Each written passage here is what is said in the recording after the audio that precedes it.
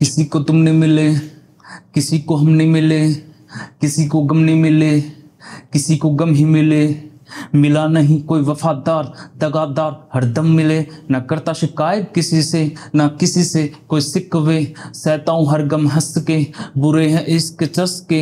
होगा ऐसा ना एक जिसे इश्क में जंग न मिले। मिले दोबारा तू ही तो करूँ अरदास खुदा से, रखना पास तू अपने। दूसरा मुझे जन्म ना मिले, भरम ना मिले। मिले तो बस मर्जी मिले, सब्र मिले। कभी दर्द मिले तो अंजाम में बस कब्र मिले। वो लिखने को दे गए बहुत, चाहता अब नब भी मिले। इस कलाकार को शायद रब भी मिले, जो मिलना है वो अब भी मिले। बुरे हैं इसके सिलसिले। नमस्कार दोस्तों, आज के एपिसोड में आपका स्वागत है। आज के हमारे मेहमान हैं, वो एक रैपर हैं, म्यूजिशियन हैं, राइटर हैं। नमस्कार सर। नमस्कार जी, नमस्कार। कैसे सर है? काम कर रहे हैं आराम से, मन लगा के गाने सुनते रहते होंगे आप, भेजते रहता हूँ मैं। मस्त मस्त। हाँ, तो आपने जो रैप स्टार्ट किया, लिखना स्टार्ट किया, तो ऐसी कौन सी चीज़ आपको हिट करी, आपको कोई आइडियल है जिसको देख के आपने ये फील्ड चूज किया? सो बेसिकली जब मैंने इनिशियली स्टार्ट किया था तो एज ए सिंगर किया था, और वहाँ पे मैंने एक गाना भी निकाला था। बट फिर मुझे बड़ा जल्दी समझ में आ गया था कि मैं सिंगर नहीं हूँ। अच्छा। हाँ, मतलब मेरे सुर वगैरह अच्छे नहीं है। बट वहाँ से मुझे एक चीज़ भी समझ में आई कि मेरा रिदम अच्छा है, मेरी ताल पकड़ के चलता हूँ। मुझे म्यूजिक का एम भी नहीं पता था उस दौर में। तो मैं कभी भी आउट ऑफ बीट नहीं हुआ था। इवन मैंने उस टाइम पे यूट्यूब से बीट्स उठा के और रैप करना स्टार्ट किया, और जो भी था तो मैं उन पे प्रॉपर बीट पे था, मुझे सेंस अच्छा था। तो फिर मैं रैप को मैंने एक्सप्लोर किया। मैंने टू बी ऑनेस्ट पहले इंडियन हिप हॉप के आर्टिस्टों को एक्सप्लोर किया था, और जो अंडरग्राउंड करते हैं। फिर मैंने जाना कि अंडरग्राउंड हिप हॉप सीन का क्या है, कैसी चीजें होती हैं। तो इंटरेस्ट आने लगा, और नए नए आर्टिस्ट हैं तो उनको एक्सप्लोर करा। तो ऐसे करते करते फिर मैं खुद भी करने लग गया। और इनिशियली बस मीनिंग यही जाना कि हिप हॉप है क्या एक्चुअल में। तो हिप हॉप ये जो हम जी रहे हैं, पहले मैं भी स्टार्टिंग करी थी तब, मतलब बनावटी बातें कुछ फेक किया, उधर से उठाई, किसी की सुनी उसको अपने वे में लिख दिया, वो चीजें थी। बट जब से मैंने 1-2 साल बाद में रियलाइज किया कि एक्चुअल में क्या है ये चीज, आर्ट फॉर्म ये क्या दिखाता है, तो देन फिर मैंने जो मेरी लाइफ में हो रहा है बेसिकली, या सोसाइटी में जो हो रहा है, या किसी मुद्दे पे बात करना, तो बेसिकली वही हिप हॉप है मेरे लिए। हम जब कोई भी चीज़, नई चीज़ शुरू करते हैं तो उसमें चैलेंजेस आते हैं बहुत सारे। आपके लिए सबसे बड़ा चैलेंज क्या था इस फील्ड में एंट्री करने से पहले?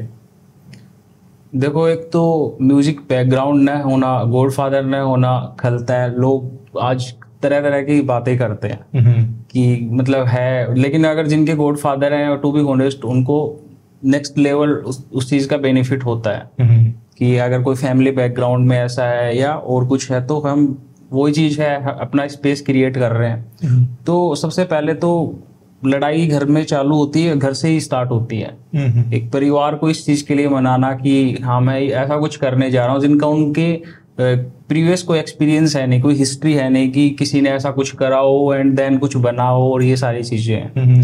तो वहाँ पे उनको थोड़ा समझाना टिपिकल होता है, क्योंकि वो जनरेशन काइंड ऑफ डिफरेंट थी, हम अलग हैं। लेकिन अगर आप प्रूव करके देते हो उनको तो मान जाते हैं, तो प्रूव तो करना पड़ेगा। उनको थोड़ी बहुत तो चीजें दिखानी पड़ेगी कि ऐसा कुछ भी होता है। अगर जो भी बंदे स्ट्रगलिंग फेस में है या जो स्टार्ट कर रहे हैं, तो ये सब चैलेंजेस तो आने ही हैं। अगर आप एक बार ऐसे जुनून चढ़ता है जो म्यूजिक का या किसी भी आर्ट फॉर्म का कीड़ा लगता है, तो एक बार इंसान भूल जाता है सब कुछ।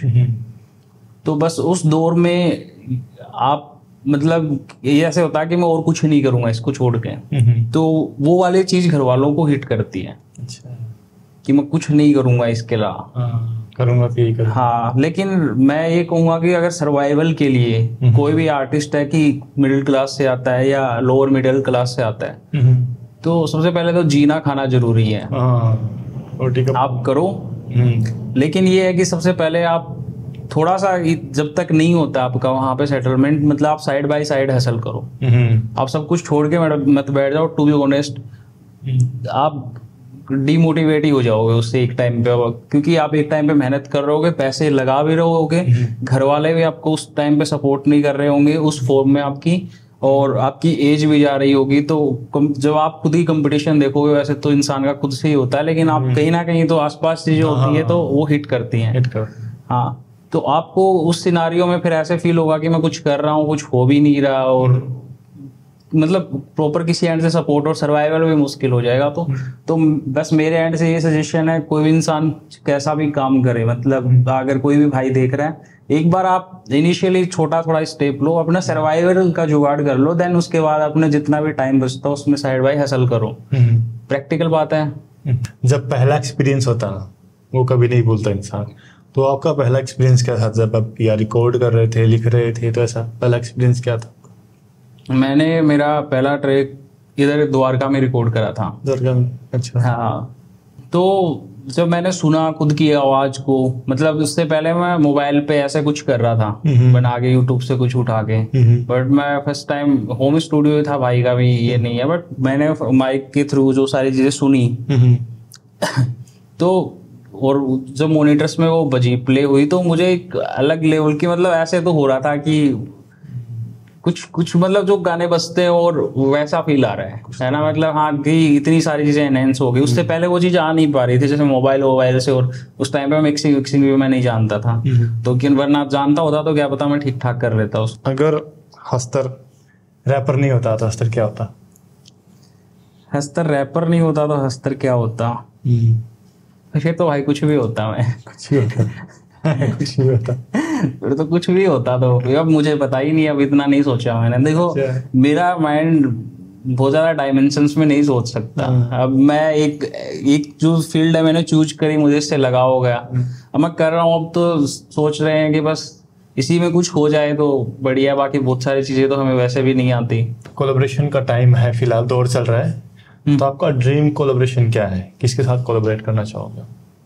देखो भाई, टू बी ऑनेस्ट, पता नहीं ये बात बहुत ही मीडिया और ऐसी तरीके की लग सकती है, क्योंकि अगर आज के मैं देसी पॉप के सीन में देखता हूँ तो हाँ बहुत सारे लोग बोलते हैं कि मुझे नहीं पता कि भाई देखो, मैं टू बी ऑनेस्ट, मैं रफ्तार की आर्ट का बहुत बढ़िया फैन हूँ, यही कह सकते हो ना, क्योंकि उस बंदे में जो वर्सेटाइल है ना, वो आज भी मुझे नहीं लगता कि कोई न्यू एज का रैपर भी होगा। वो उस एज का बंदा है, मतलब जहाँ पे हिप हॉप स्टार्ट हुआ, इंडिया में ग्रो करना स्टार्ट किया। बहुत सारे लोग मतलब वो सेम पर्सन का ही नाम ले देते होंगे कि भाई ये भी देखा देखी में ऐसा, बट पर्सनली मेरे उस बंदे के लिए बहुत अच्छी रिस्पेक्ट है।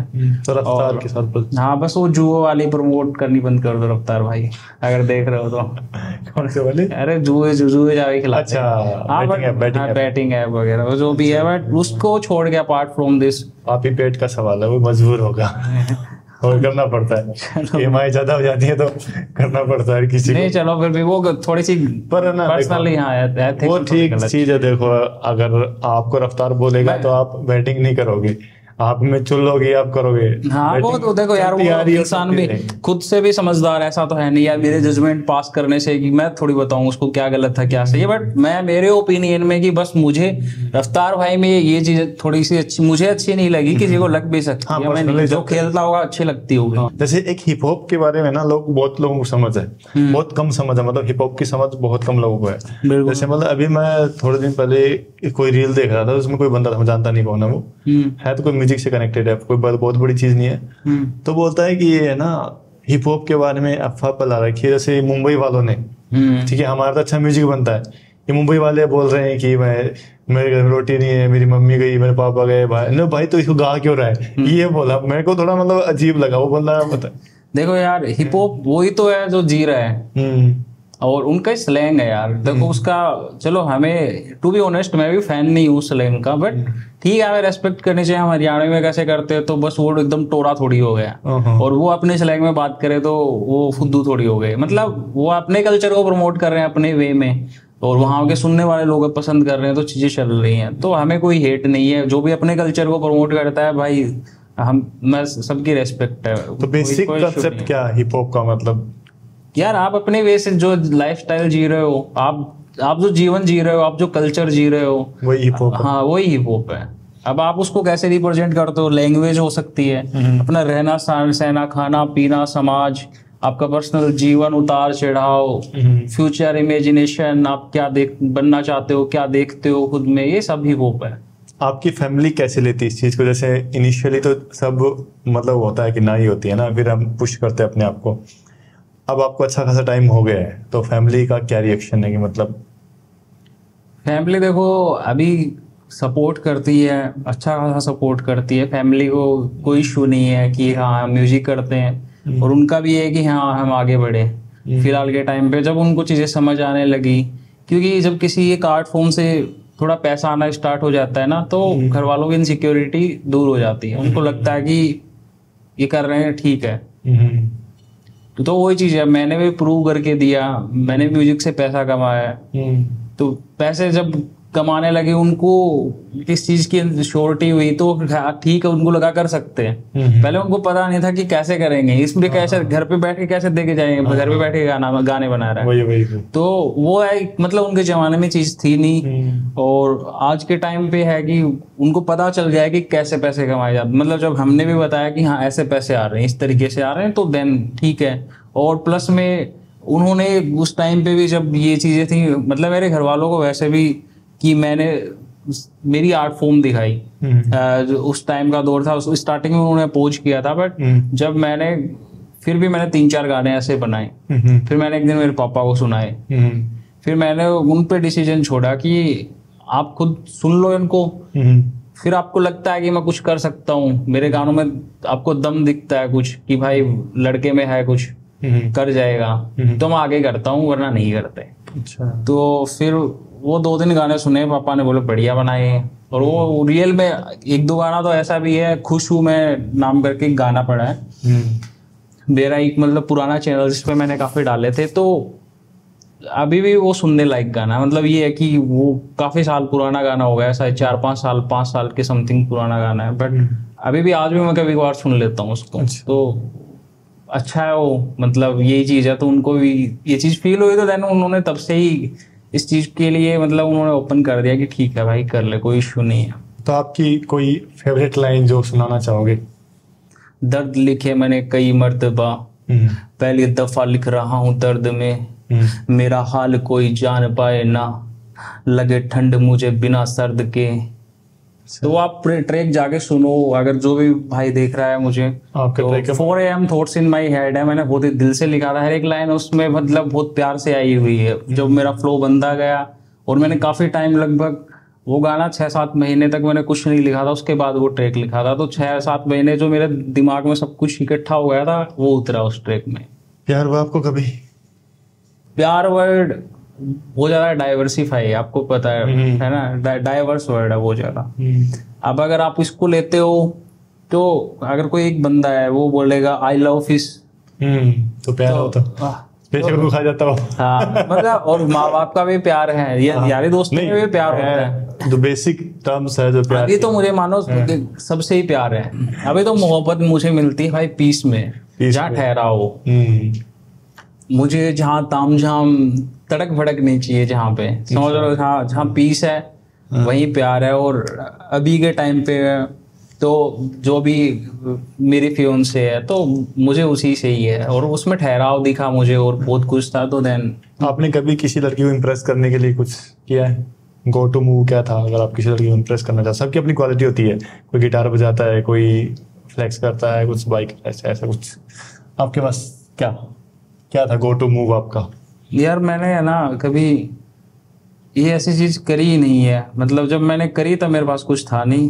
अच्छा। और जब मेरे पास कुछ हुआ तो मैं करा नहीं, तो मुझे समझ आ गई कि ये सब कुछ नहीं है। अच्छा। मतलब हाँ, मैंने जब मैं स्कूल टाइम पे था तब मैं कुछ चीजें करने की ट्राई करता था यार। कभी मैं कॉलेज में भी था, लेकिन अब जब वो चीजें ही नहीं थी भाई। मतलब किस चीज से कॉमन फ्लेक्स क्या है, या तो आपकी गाड़ी वाड़ी होगी किसी को, देखो वहाँ पे आर्ट फॉर्म भी इतना नहीं वो करती है। मतलब हाँ कि ये चीज है। एक टाइम था जब गिटार वाले लड़के ले जाते थे। हाँ मतलब वो टाइम मतलब वो गिटार विटार नहीं बजानी है मुझे, टू बी ऑनेस्ट आज भी नहीं आती। हाँ गिटार में रैप जरूर कर दूंगा, बट गिटार नहीं बजानी आती, तो वो वाली बात है। लेकिन ऐसा नहीं हुआ कभी। मैंने पार्टिसिपेट करता था मैं पहले। सब कोई ना कोई झूठ बोलता है, तो लड़कों का सबसे ज्यादा झूठ बोलने वाला क्या होता है कि लड़के क्या झूठ बोलते हैं? लड़के क्या झूठ बोलते हैं यार, ये फंसा रहे हो मुझे। वैसे मैं नहीं बोलता हूँ, मतलब नहीं देखो 99% नहीं बोलता हूँ। ऐसा कोई भी नहीं है, बिना झूठे किसी काम नहीं चलता।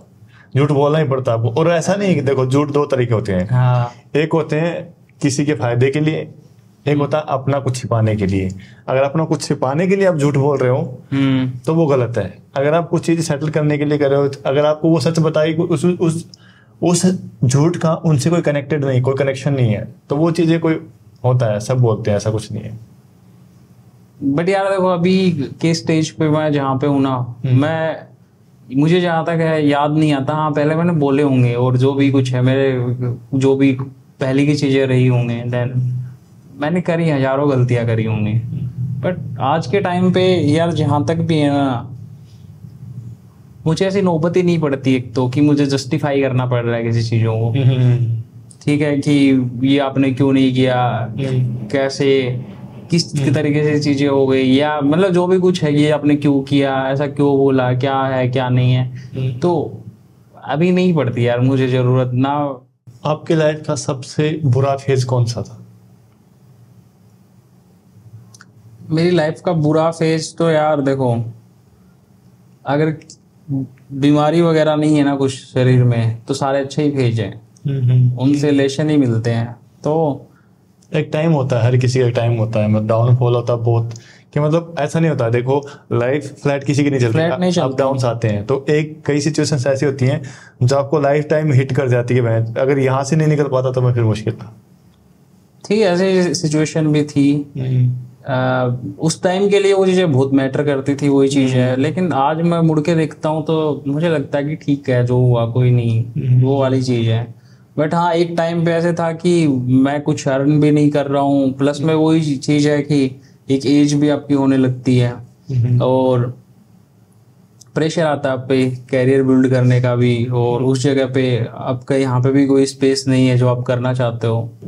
तो उन सबको भी अरेंज करना, मन में ख्वाब इतने सजा लिए, और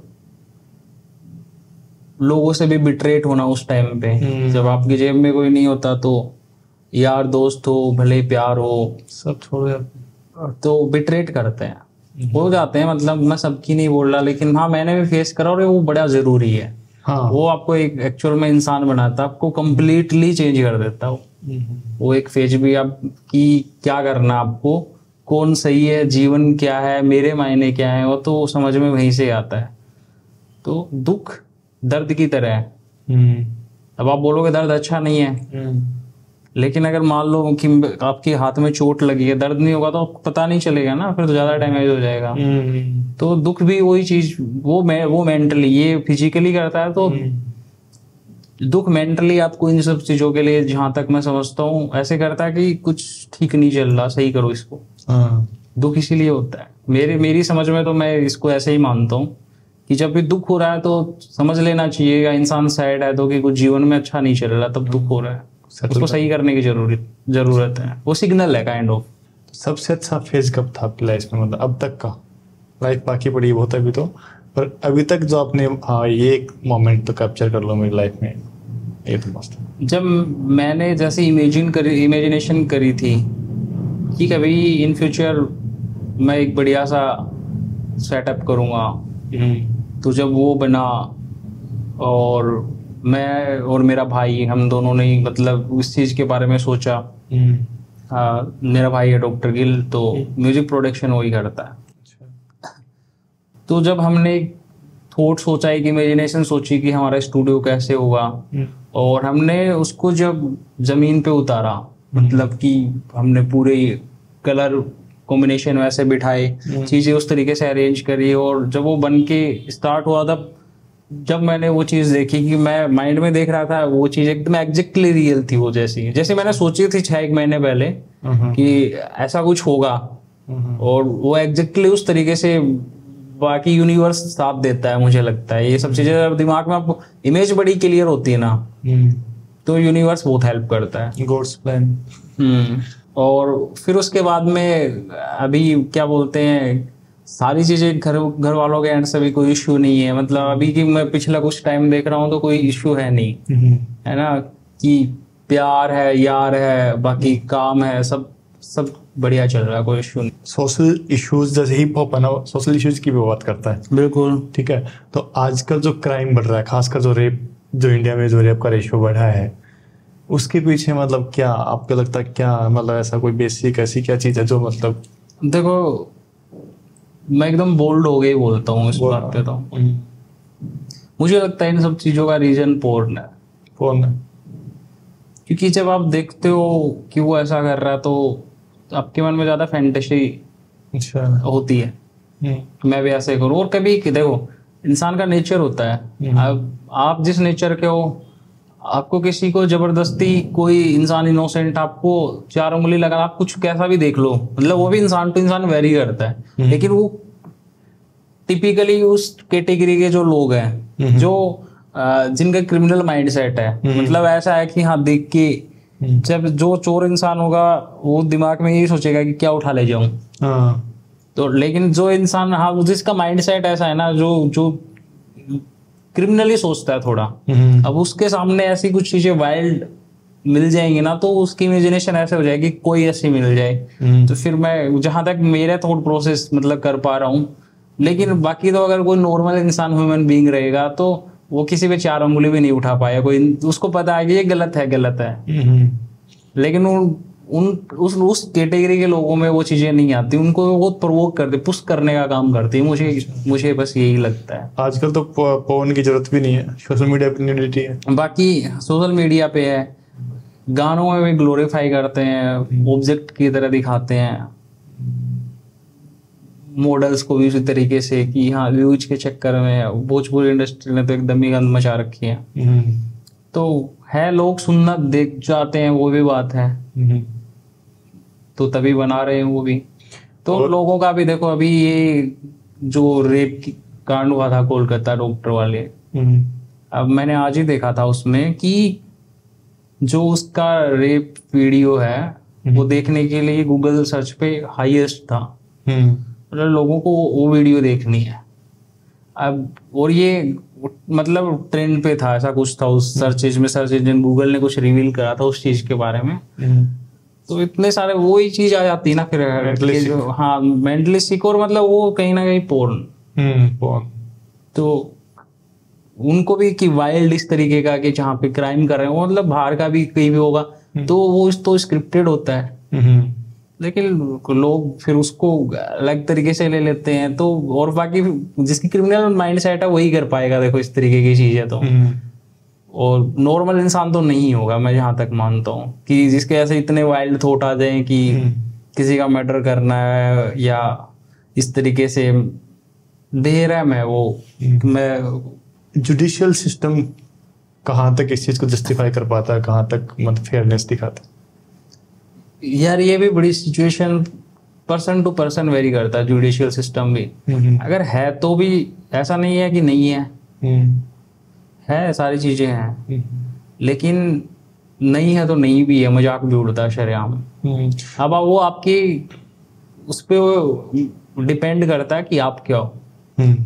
आप गरीब हो, आपके पास में कोई स्टेटस नहीं है, आप पैसे नहीं खर्च कर सकते, तो आपके लिए थोड़ा डिफिकल्ट हो जाएगा। एक्चुअली जहाँ तक अगर हमारा जो जैसा जुडिशियल सिस्टम है, अगर किसी लड़की का रेप हुआ है, अगर वो कोर्ट में जाती है तो उसका दोबारा से रेप होता है, जहाँ तक मैं मानता हूँ। क्योंकि सारी चीज़ें जो सवाल उससे पूछे जाते हैं, वो चीज़ें उससे बताई जाती हैं, तो शायद वो दोबारा कहीं ना कहीं दोबारा से उसका रेप होता है।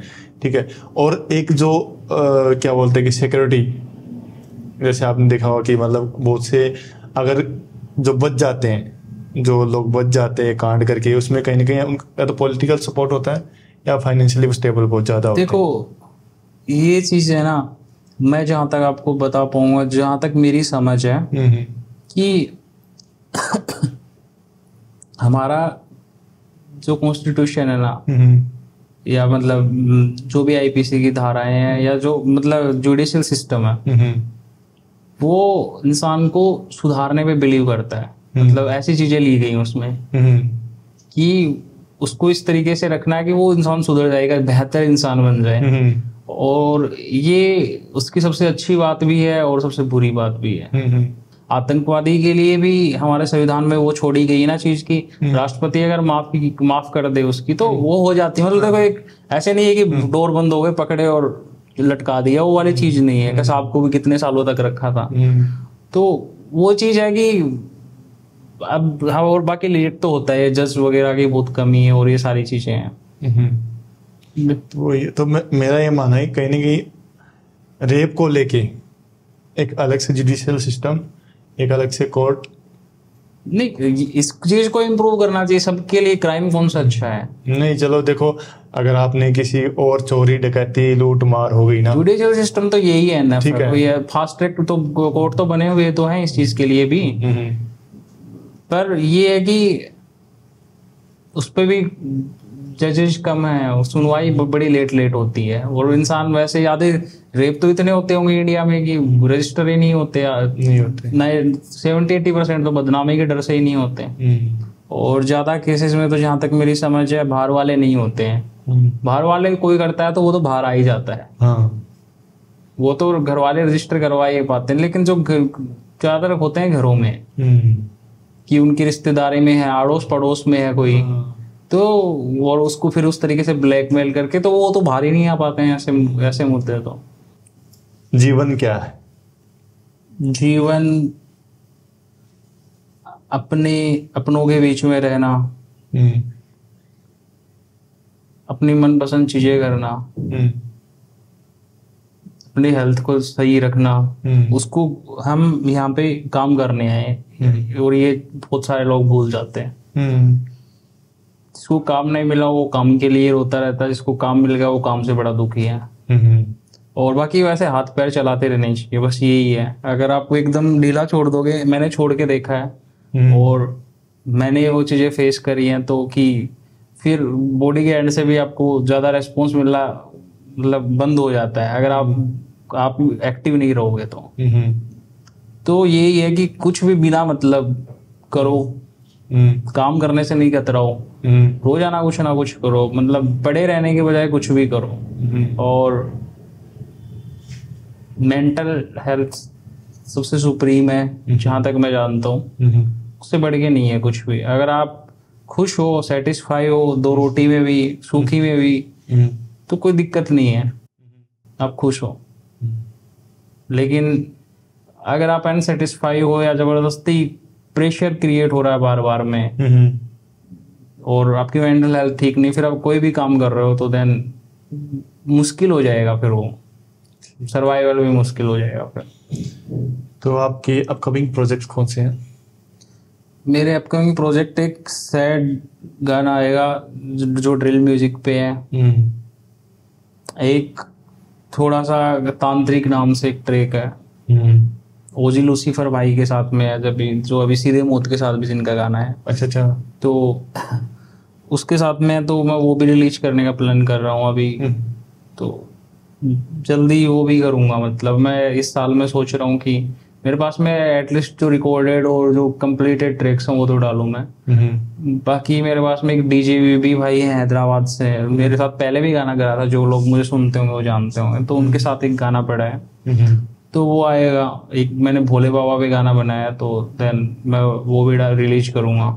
और भी 2-3 ट्रैक्स हैं जिनके मतलब टाइटल नहीं दिया। हाँ 7-8 ट्रैक है लाइनअप अभी। हाँ मतलब अगर आप सबको कंप्लीट करोगे तो 8-10 होंगे में भी। अगर आपसे कोई कनेक्ट करना चाहिए, कोई सिंगर है उसे ट्रैक बनवाना चाहे या कोई अपने हिसाब से कोई ट्रैक, तो आप तैयार कर सकते हो ना इस हिसाब से? हाँ हम सारे मल्टी जोनरा में काम करते हैं, सिर्फ ये नहीं कि मैं रैपर हूँ तो हिप हॉप में ही। हम पॉप भी बनाते हैं, रेक्टन भी बनाते हैं, बूम बैप भी बनाते हैं, R&B भी बनाते हैं, डैब स्टेप भी बनाते हैं, लो-फाई भी है, ट्रैप, ड्रिल, सब तरीके का म्यूजिक, और इवन बॉलीवुड टाइप का हो गया। और अपने कोई भजन वजन भी बनवाते हैं, तो जैसे आजकल मॉडर्न डे एरा के जो भजन है हम उस टाइप के भी बनाते हैं। तो सारा रीजनल में हरियाणवी गाने भी करते हैं, जो प्रॉपर रेगटन वाले आते हैं ठेठ हरियाणवी में वो भी बनाते हैं, पंजाबी भी ठेठ पंजाबी भी करते हैं। तो जो भी जिस तरीके का बंदा है, जिसको जैसी रिक्वायरमेंट है तो वैसा काम करते हैं, ऐसा कुछ भी इशू नहीं है। All the best for your future. कैसा लगा आपको हमारे यहाँ की? बहुत बढ़िया लगा दिनेश भाई, और आपका सेटअप देख के और भी दिल खुश हो गया। सारी चीजें मुझे अच्छी लगी। आपने भी ये पॉडकास्ट का जो स्टार्ट किया, तो बस मैं तो दुआ करता हूँ भगवान से कि आपको भी अपनी मेहनत का फल मिले। मैं आपको भी आगे बढ़ते देखना चाहता हूँ, जैसे आप जितना आप मुझे चाहते हो जैसे वैसे ही मैं भी आपको चाहता हूँ। तो बस मेरे एंड से यही है कि हम सब आगे बढ़े, साथ मेहनत तो कर ही रहे हैं हम सब लोग ही। तो ये थे हमारे आज के मेहमान Hastar. I hope you like it. अगर आपको एपिसोड पसंद आया तो इस वीडियो को लाइक करें, शेयर करें, और अपकमिंग एपिसोड आपको देखने हैं तो हमारे चैनल को सब्सक्राइब कर लो। मिलते हैं नए वीडियो में, तब तक हेल्दी खाओ, वर्कआउट करो, स्वस्थ रहो। जय हिंद। राम राम जी।